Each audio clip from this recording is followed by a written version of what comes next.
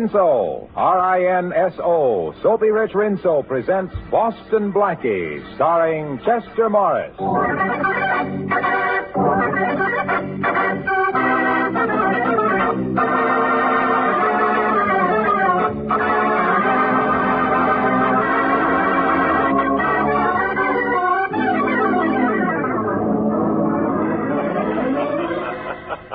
What are you reading, Chief? Little Abner? No, listen to this, Matthews. Special feature of the Great Gems exhibit at the famous Godet Jewelers will be the incomparable Star of the Nile emerald. One of the most precious gems in the world. So precious that George Stevens, vice president of Godet's, is personally bringing the star to Chicago from Chicago to New York. I don't get the joke, Chief.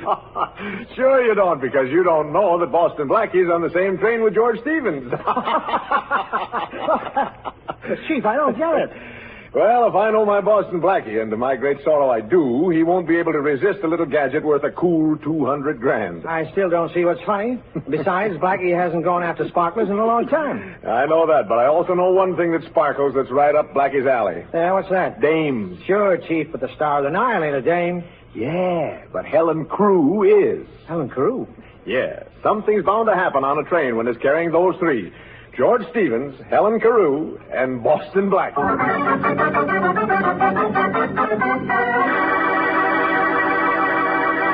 Well, nobody has to lead Blackie to adventure because somehow adventure always seems to seek him out. In just a moment, we'll hear more about Blackie and the Star of the Nile. You know, you can lead a soap to water, but you can't always make it give thick, rich suds.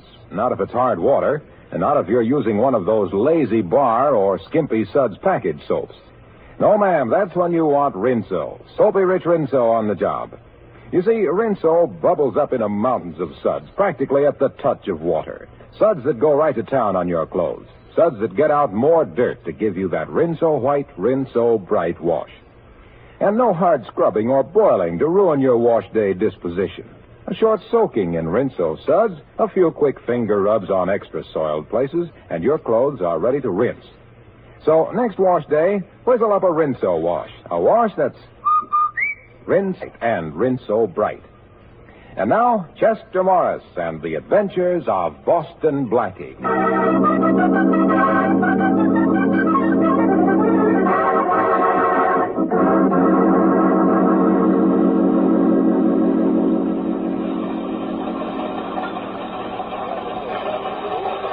It's obvious that an international bank should be established for reconstruction. At the United Nations Monetary and Financial Conference held at Bretton Woods, certain preliminary steps were taken. However, it is only the beginning. Oh, I says, when you realize that the International Monetary Fund will total around $8.5 billion. But that's only the beginning. Yes, well, a small beginning. You know, I get kind of mixed up when I start counting over 850. Oh, young man, we'll all have to learn how to count in millions and billions in the post-war world. Well, that's very interesting. Oh, here you are, Stewart. I'd like some dessert. Will you take this seat, Miss? Oh, thank you. Never mind the dessert, Stewart. Well, I'm finished. Wouldn't you rather have this chair by the window? Thank you. And good day to you, young man. Thanks for your company. Well, thanks to you for the tip on the international monetary situation. I can't wait to use it. Very interesting man. Oh, and very distinguished looking, too. Who is he? I don't know, but he's awfully good at counting. Is it all right if we talk? Why not? You see, my mother never told me not to talk to strangers on a train. I like your mother. Very intelligent woman. Well, I'm no isolationist. But to make it proper, my name is Helen Carew. Oh, and mine is Boston Blackie. I've heard that name somewhere. Are you a baseball player? No, why? Do you like baseball? No, not particularly. Well, why did you bring up the subject? Oh, just to make conversation. Fine. Let's talk about you. All right, let's. I'm a very pleased young lady on a train between Chicago and New York. Why are you pleased? Because I didn't expect conversation with my dinner. Well, do you realize that the International Monetary Fund will total about $8.5 billion this year? No. Yes. You see...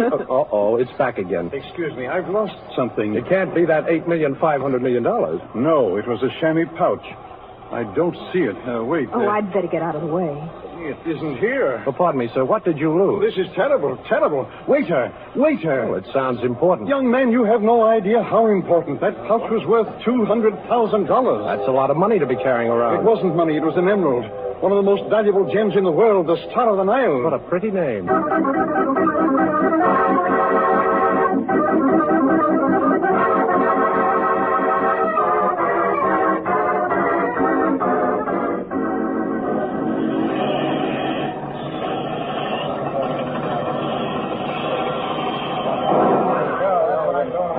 I tell you, Inspector, I've been robbed. It was sometime during the dinner hour. The Star of the Nile is missing. Okay, Mr. Stevens, I got that much from the telegram the conductor sent. Now, we'll search every passenger on the train if we have to, so calm down.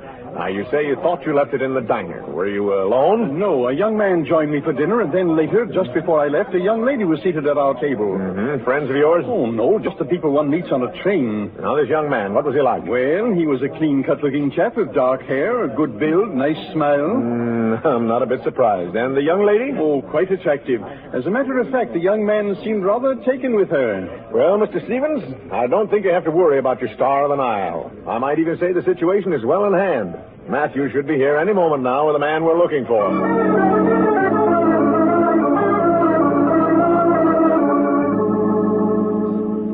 Here he is, Chief. Welcome, Boston Blackie. Welcome home. Your new home. As a matter of fact, I've prepared a special escort to take you there. Well, now, how thoughtful, Inspector. But where's the brass band? All right, come off it, Blackie. Where's the emerald? This is a great shock to me, young man. Well, it's no shock to me, sir. I know my Faraday. He never fails. He never fails to be dead wrong. I'm sorry to disappoint you, Blackie. But you were in the diner with Mr. Stevens when the emerald disappeared. Mr. Stevens? I didn't even know that was his name. Oh, now, Blackie, as if you didn't know that Mr. Stevens was vice president of Goday's and that he was carrying the Star of the Nile to New York. As if you didn't read the papers. Of course I read the papers, Inspector, but I was a little more interested in the fact that we'd just taken Cannes and Saipan. Okay. Now, you can tell me all about that at headquarters. Come on, Blackie. Now, look, Faraday, do you mind if I talk this over with Mr. Stevens? Whatever you have to say, you say at headquarters. Come on. I'll be in touch with you, Inspector. Thanks again. Now, about that brass band, Blackie, I'll arrange to have one when we send you up the river. Oh, are you leaving, Mr. Blackie? Oh, yes. Yes, my Uncle Faraday always brings the town car to meet me. Uncle Faraday, my aunt. Well, your Uncle Faraday must have a lot of influence. I wonder when the police are going to let the rest of us off the train. Well, Miss Carew, I'll see if I can use my ins. You see, he happens to be the police. Oh, Uncle, meet Miss Carew. How do you do, Mr. Pleased Faraday? to meet you. I hope this fellow hasn't taken you in, too. Oh, no, Mr. Faraday. On the contrary, he's been very nice to me. Thank you. Yeah, that's Blackie. Well, you might as well know, Miss Carew. He's being charged with the theft of the Star of the Nile. But that's impossible. Impossible? What do you mean, Miss Carew? Well, I was at the table when Mr. Stevens discovered his loss, and I'm sure that Mr. Blackie had nothing whatever to do with it. You haven't known him as long as I have, Miss Carew. You mean to tell me that Boston Blackie didn't do it? That's exactly what I mean. Well, thanks, Miss Carew, for telling the inspector something that he should have known. He usually goes the long way around. You helped him find the shortcut. Oh, you haven't gone yet, Inspector. No, I'm afraid we'll have to begin all over again, Mr. Stevens. What do you mean? Well, Miss Carew here has a strong alibi for Blackie, and I'm still looking for a loophole, but under the circumstances, I'm afraid I can't hold him. But you're going to do something about it, aren't you, Inspector? Well, after all, you were sure that the emerald must still be on the train. Well, that's right, Mr. Stevens, it is. That's what I tried to tell you before the inspector shut me up. Oh, so you know. Well, come on, Blackie, where is it? I didn't say I knew where. Mr. Stevens, you're rather absent-minded, aren't you? Absent-minded? Why, no. Well, perhaps I'm jumping to conclusions, but, of course, if you remember, you left the diner without paying your bill. I did? Oh, not that I minded buying your dinner, Mr. Stevens, but it occurred to me that if you were absent-minded enough to forget your dinner check, you also might have forgotten something else. How could I forget the Star of the Nile? I put it in my vest pocket just before I went into the diner. Are you sure you put it in your vest pocket, Mr. Stevens? Yes. Well, then the whole thing's solved. You know, all during dinner I was envying you, Mr. Stevens. I really was. You looked so cool and comfortable in that sports jacket you were wearing, and you weren't wearing a vest, Mr. Stevens. I wasn't? Oh, well, that's absurd. Now, wait a minute. Oh, what's going on here? Vests, sports jackets. Come on, Blackie. Don't you remember, Mr. Stevens? Now, let me think. I lay down to take a nap just before dinner. Yeah. I got up and dressed and... By George, you're right. Oh. The emerald must be in the vest that I packed in my suitcase. Oh, Inspector, I'm terribly sorry to have caused you all this trouble, and you, young man, and young lady. Oh, thank you. Thank you very much, and good day. Well, how do you like that? You seem to be disappointed, Inspector. Yeah. You know, if Boston Blackie can sit next to a guy in a train that's got something worth $200,000 and not do something about it, I guess it's time I turned in my bag. Well, you should have thought of that before, Inspector. Just think. By now you could have had a cottage, a couple of cows, a victory garden, instead of that pet ulcer of yours. By the way, what do you call it? Boston Blackie. What else? Why, Inspector, how sweet of you. Naming your first one after me.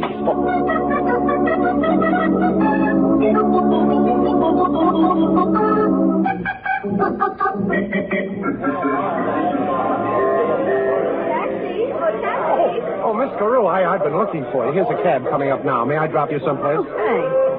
Where to, Miss Carew? The Middleton, please. Okay, driver, 48th Street off Lexington.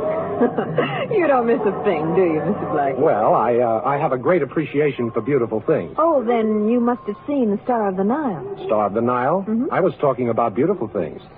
Such as, well, the dessert I had for dinner last night. Oh. I was just marveling at how clever you were, helping Mr. Stevens to find his emerald. Well, it isn't hard to find something that was never lost, Miss Carew.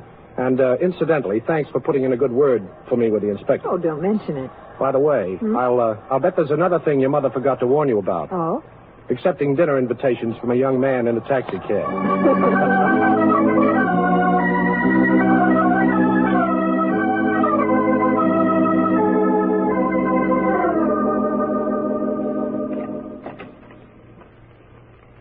I told you not to disturb me, Miss Everett. I'm too busy to see... Oh, who are you? Louis? Louis? Yeah. Miller said you wanted to see me. Oh, yes, Mr. Louis. Won't you sit down? Now, look, let's get this straight, Mr. Stevens. I don't know you, but Miller said you had a job for a guy with fingers. Well, I wouldn't exactly put it that way, Mr. And another Louis. thing, Mr. Stevens. This is strictly business. Miller says you want me to open up a safe down at Goday's and lift a hunk of jewelry. Well, now... And what's more, Mr. Stevens, I know you're vice president of Goday's. That's your business, but it ain't mine. And if you're worrying about what might happen, you're in a swell spot. After all, who'd the judge believe, me or you? Well, I'm glad we understand each other, Mr. Louis. The emerald has already been deposited in the Goday vault, and since the exhibit will open tomorrow, there's no reason for any further delay.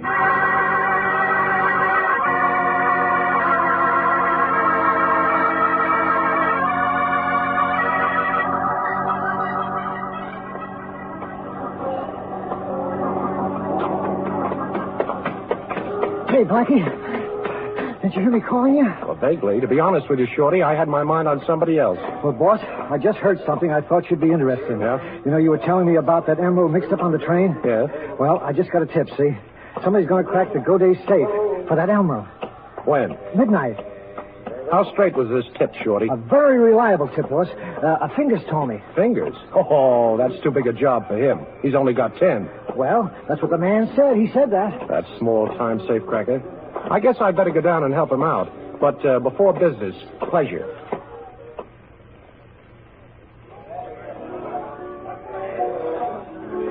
Well, for once, Miss Carew, I can't blame Faraday. After all, he brought us together.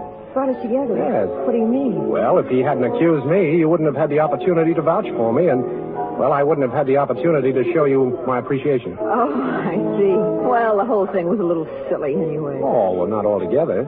Faraday has the memory of an elephant and the persistence of a little beaver. And looks like both of them. If anything happens, it's got to be Boston Blackie. Oh, that's a nuisance, isn't it? Oh, I don't know. Faraday hounds me, but it's good to have him around at the wind-up. Blackie, I don't quite make you out, but I like you. Thanks. I hope that's an understatement. Well, I'm surprised the police are so suspicious of you. Oh, that's the story of my life.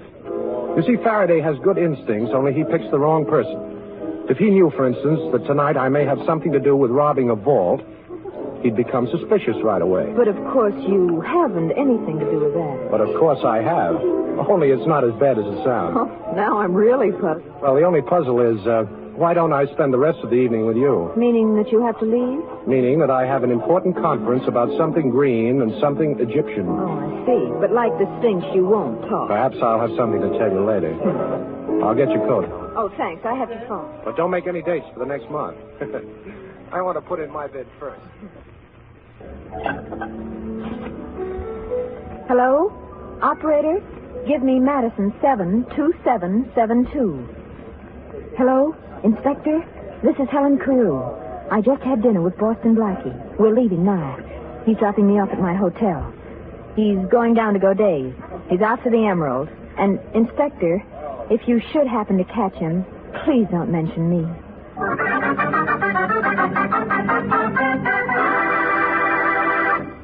The flowers that bloom in the summer have nothing on your pretty cotton washable dresses, ladies. Not when it comes to eye-filling loveliness. And say, You were particular to pick out just the dresses you wanted, weren't you? Well, then you ought to be just as particular about your soap. That's when you want Rinso. Wash after wash, Rinso leaves your clothes bright and new-looking because those power-packed suds get out more dirt. Yes, you'll be proud of your Rinso wash. I'll bet you'll join our chorus of women who've learned to sing their way through wash day like this. Rinso white, Rinso white, happy little wash day song. Rinso white, Rinso white, pretty sing it all day long. Your fine feathered friend has a message to send, so listen, you can't go wrong. Rinso white, Rinso white, happy little wash day song. So get Rinso tomorrow. And now back to Chester Morris and the adventures of Boston Blackie.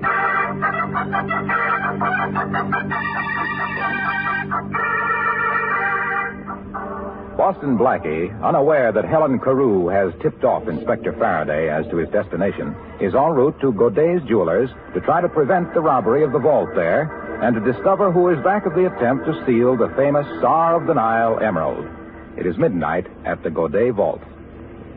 It's no use, Louis. It's one of them new-style vaults. I can't make it out. Well, we got dynamite. I'll have to use it. I don't like a noisy job, but what is it? Left it out in the alley, boss. I'll go get it. Okay, I'm going. Try again, Fingers. Stevens is paying off plenty. Well, I'm nervous. This is a big job, boss. Too big for you, Fingers. Okay, stay where you are. Boston Blackie. That's right. What were you saying about a certain Mr. Stevens? Now, look, Blackie, let's be sensible about this. Well, We're having a little trouble cracking this crib. Yeah. I'll make a bet. Look. I'll bet you can't open it. Are you kidding, Fingers? I'll make a good bet. All right. So it'll pay you to try. Well, I'll make a bet with you. Not the kind of a bet that'll pay you in money, but it might save a few years of your life. Yeah? Yeah, all you have to do is talk. Yeah, we'll talk, Blackie. And drop your rod first. Oh, so you got a little playmate. Okay, take your gun away from my back. Get it, Louis. I get it. You know, Blackie, this is a happy coincidence. As I said before, we can use you. Only now the bet's off. You're just going to do it. Come on, get those fingers working. And suppose these fingers can't open the vault. And the next time you go to buy gloves, you better look for mittens. Come on, take a good look at the crib. Oh, a beautiful job. You know, Faraday should see me now. Okay. Stand back and keep quiet. Yeah, we'll be quiet, all right, but it's up to you, Blackie. This gun can make a lot of noise. Wait a minute. It feels like, there's one. Now, let's try this. Next one. Oh, now that's two. Now... Open up. Break this door down. Come on, let's go on. It's the cop. Yeah, Miller. Is the alley door open? Yeah, and Joe's covering out there. Okay, let's beat it. What about Blackie? Forget about Blackie. Come on. Okay. Hey, now, Steve. Stop, Blackie, or we'll shoot. I warned you, Blackie. Hey, this isn't Blackie. Hey, who are these other two? Oh, Louis, huh? Yeah, Fingers and Miller. Hey, what is this, a national convention? Where's Blackie? How'd you know Blackie was going to be down there, Faraday? A little bird told me, but where is he? Well, now, I don't expect you to believe this, Inspector, but so help me.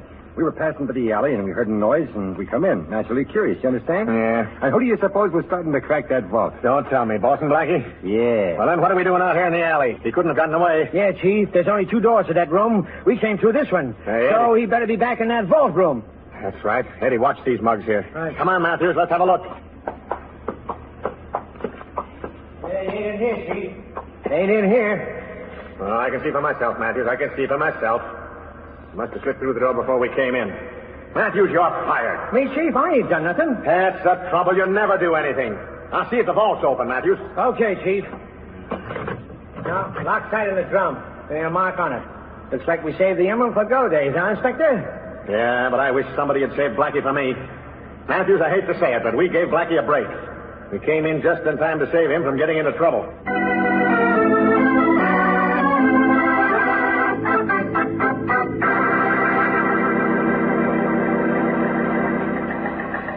I just wanted to thank you, Inspector, for preventing the robbery last night and catching the thieves. Don't mention it, Mr. Stevens. Tell me, did they have a chance to open the vault? Nope, we were Johnny on the spot. They never even got started. Well, Inspector, I can't thank you enough for the fine job you've done. Fine job. Nothing ever happens. Nobody steals anything. Listen, Mr. Stevens, if somebody should steal that emerald and I catch him, Then you can thank me. What burns me up is that Boston Blackie was down there, too, but he got away. Boston Blackie, he got away? Are you sure the vault wasn't opened? Sure, we tried it. It was locked tight. Well, that's fine, but to be on the safe side, I'd better check up. I'll go right down to the vault myself.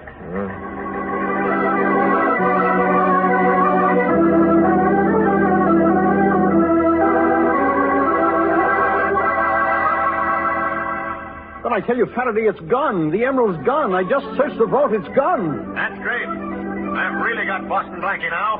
Don't worry, Mr. Stevens. Calm down. You'll get your star, and I'll get Boston Blackie.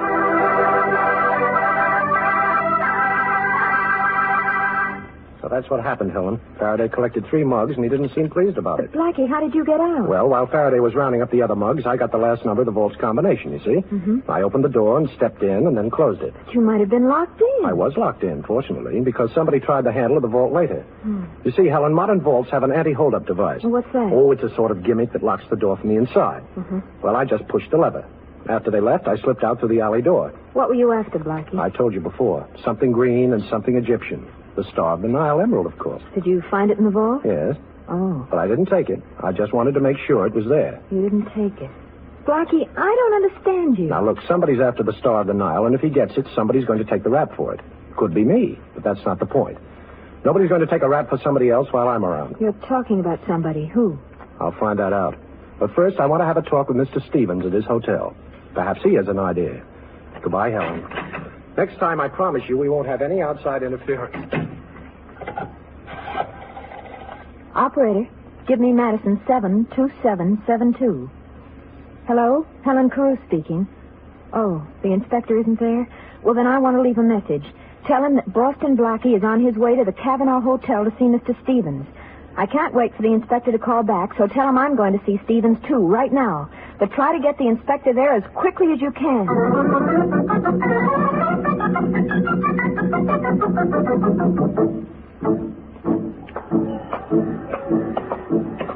Slow down, Blackie. Slow down there. Okay, you can march in step with me and Matthews now. You taking your afternoon constitutional, gentlemen? What were you doing back there at the Middleton apartment, Blackie? Now, Inspector, you're privileged to know anything about my public life. But I insist that you don't interfere in my private affairs. Well, this is a little private affair that I am interfering in. You're under arrest for stealing the Star of the Nile. What, again? And no alibi this time either. You were down at the Godet vault with Louis and the 2 other guys. I got them and searched them, but you got away. Now, somebody got that emerald out of the vault. Come on. Shake a leg, Blackie. Hey, I didn't say stop. I said go. Police! Police, I've been robbed. You have? Who robbed? Have you gone nuts, Blackie? Let me go, police! Oh, cut it out. What is it? Who, what? Let me go. Help. Now, listen, you all really give it to you. You're insulting me. Oh, hey, he's gone. Matthews, why don't you help me out of this? Come on. Hey, folks, look, I'm a police inspector. Honest, I am. Matthews, quick, shoot it, Blackie! Hey, listen, all of you, stand back. Lay off that fella. He's a police. That's Matthews. He's police, too. Chief. Thanks, Chief. Say, did Blackie get away? Yeah. Matthews, you're fired!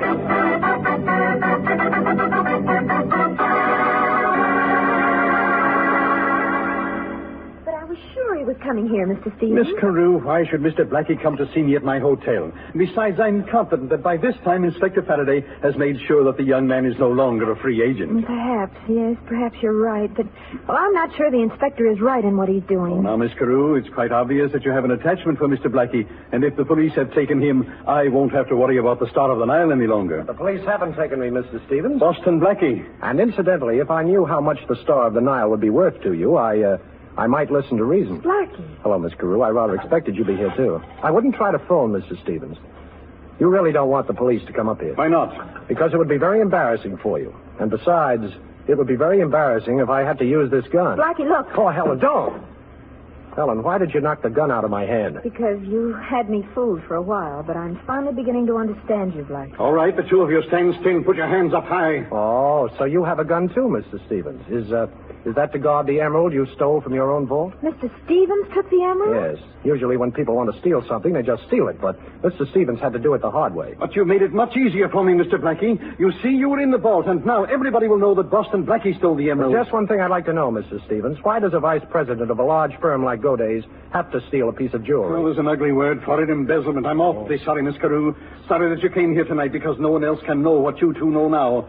I'm going to have to kill you. Come on, Stevens. Give me that gun. Stay where you are. I want that gun, Stevens. Blackie, don't. I told you to stay where you are. Look, you can't pull that trigger. Get back! Get back! Thanks, Helen, for sending the message. Inspector, I think Mr. Stevens will go with you now. Stevens? Yes, Inspector, and thanks for putting Helen on this case. We've got your man. Come on, let's go. No, I won't go. I can't go. I've gone long enough. I can never catch up. For years now, I've been running after myself, running away from something. I couldn't stop, but I've got to stop. You'll never get me, I tell you. I've got to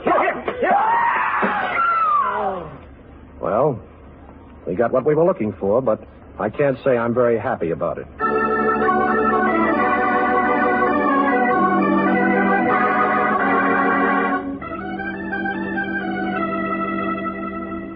Well, Faraday, this time I really got to thank you.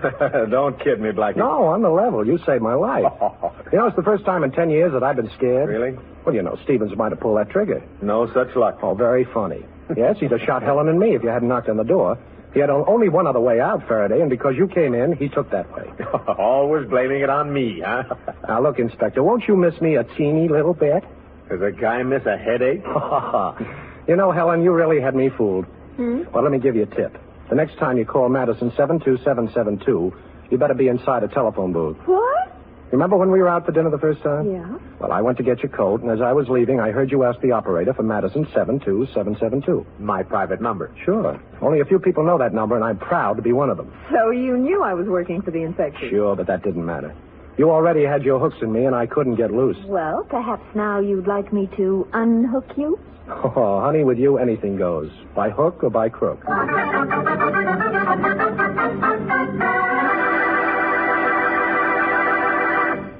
I suppose it's your business if you want to make a big job out of dishwashing, but I'd like to butt in just the same because I feel you don't really like to spend a lot of time at the kitchen sink, and you don't have to if you put Rinso to work for you. Those peppy Rinso suds get your dishes sparkling bright so easily that there's not much point in scraping and scouring with the lazy suds of some soaps.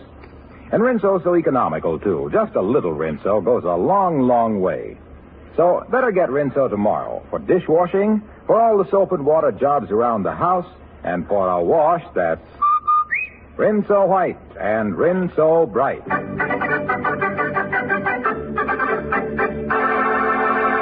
And now a glimpse at next week's adventure of Boston Blackie. Here it goes. What a crack-up. Them plainclothes cops in that car ain't never going to interrupt another one of our hijack jobs. Plainclothes cops? Them ain't no cops. The driver of the car that just wrapped around a telephone pole is Boston Blackie.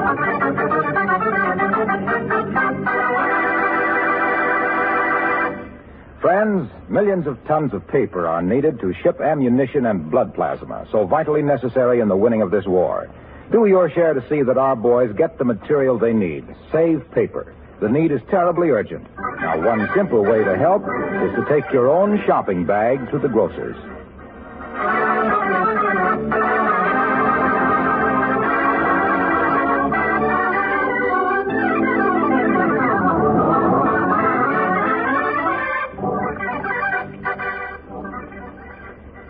Be sure to listen in at this same time next week for another exciting adventure with Boston Blackie. You can see Chester Morris as Boston Blackie on the screen at your favorite movie theater.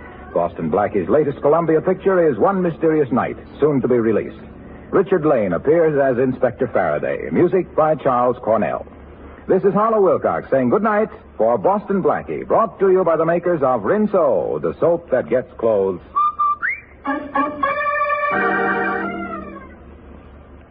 And when you get Rinso tomorrow, buy some Lifebuoy, too. Use Lifebuoy in your daily bath or shower. You'll love that rich, purifying lather.